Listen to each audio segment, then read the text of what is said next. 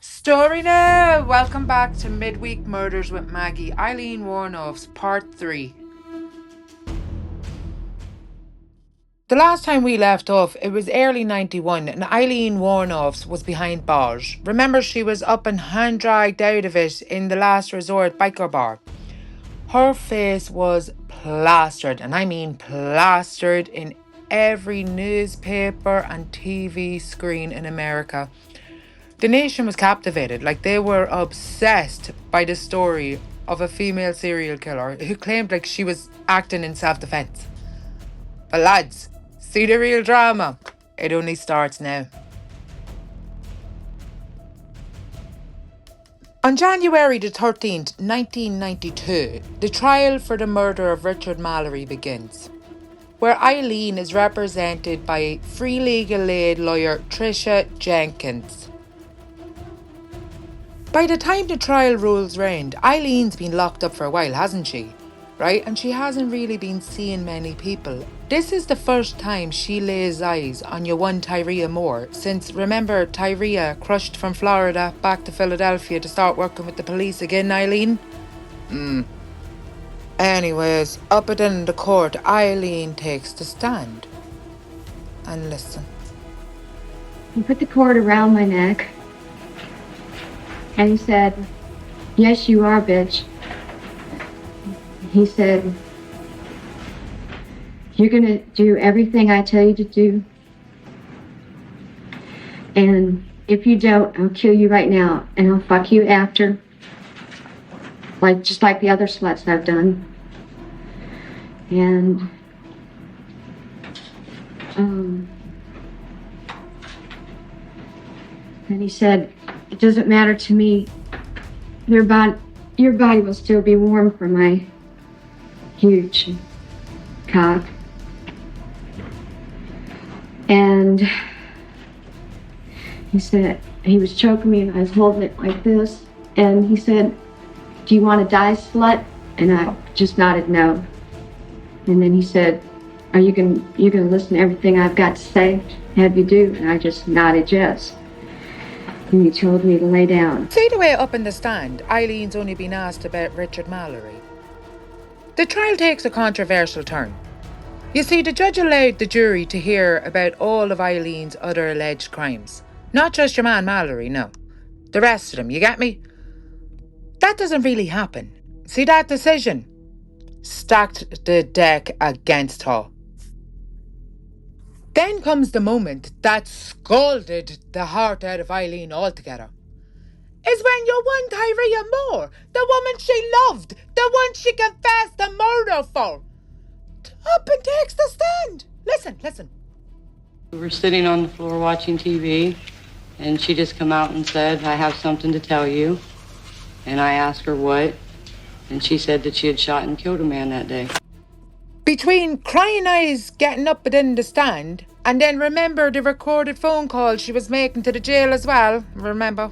Mom has been calling me all the time. She doesn't know what the hell's going on. Okay. You gotta do, okay? Alrighty. What? I'm not gonna let you go to jail. I don't know whether I should keep on living or if I should... No, Ty, listen. What if they don't believe me? Tyra, listen. What? I'm not gonna let you go to jail or anything. If I have to confess, I will. Okay. That there sealed Eileen's fate. The jury found her guilty, and Aileen was sentenced to death. She had a few words to say, listen. You get raped in the ass one of these days. Thank you. And probably see, I'll be up in heaven while y'all rotting in hell. After the death sentence is handed to Aileen, her new adopted mother, Arlene Perel, because remember the last time I was saying she was adopted a few times. Well, Arlene is a Christian woman that lives on a big ranch and she breeds wolves and horses. Anyways, she's sitting one night, her and the husband, watching the news, and she sees Aileen. She goes on to bed, has a dream, and Apparently, in this dream, she's supposed to help Aileen out. So she goes on and hires a lawyer named Steve Glazer, who calls himself Dr. Legal. I'm genuinely not able for the gear and get up of Dr. Legal. Shave his head, then tell him how he feels. The warden comes to say goodbye. Reporters come to watch him die. Watch him as he's strapped into the... And I didn't have my guitar, but I sang it for her in the cell, and she enjoyed it, especially the part about in the courtroom, watch the balance of the scales. If the price is right, there's time for more appeals. The strings are pulled, the switch is stayed, the finest lawyer's fees are paid, and a rich man's never died upon the chair. Together, you won Arlene, and Dr. Legal convinced Aileen to plead no contest to several of the other murders. A no contest plea meant she wasn't admitting to the guilt, but she could still be sentenced as if she did. You get me? So, time after time, Aileen stood in the court, and time after time, Aileen was found guilty in the court. Wow. If she didn't carry on bad every time, she carried on bad. Her outburst in court became infamous. Why should she carry on with it? Handled by you. That your wife and kids get raped. I would ask that you would appoint Right in the the public defender's ass. office. I know I was raped. You weren't nothing but a bunch of skunk. Putting somebody who was raped to death. Motherfucker! After all the blackguarding, Aileen settled into life on death row. The visits, they started getting less and less.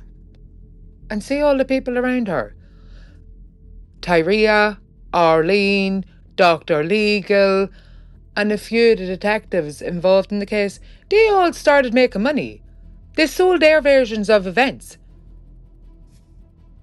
It seemed like everyone around her had something to gain. One Arlene in particular annoyed me, because she had no shame in asking Nick Broomfield for money in exchange for Eileen's story.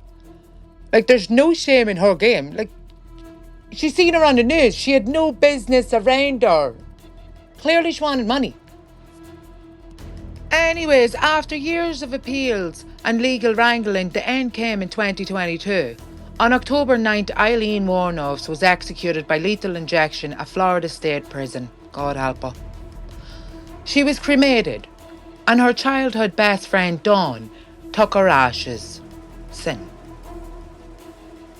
Lads, after everything, was Aileen Wuornos really a monster who preyed on men?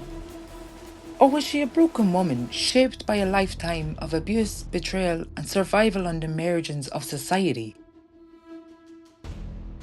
Eileen's story has been told and retold over and over again in documentaries, books, and films.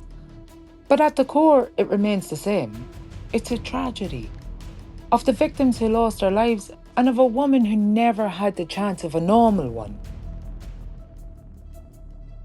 Folks, that's been this week's Midweek Murders with Maggie. I hope you enjoyed the 3-part series on Aileen Wuornos. And next week, we'll look at another case on the dark side of human nature. In the honor of God, will you try and mind yourself until next Wednesday at 8 o'clock?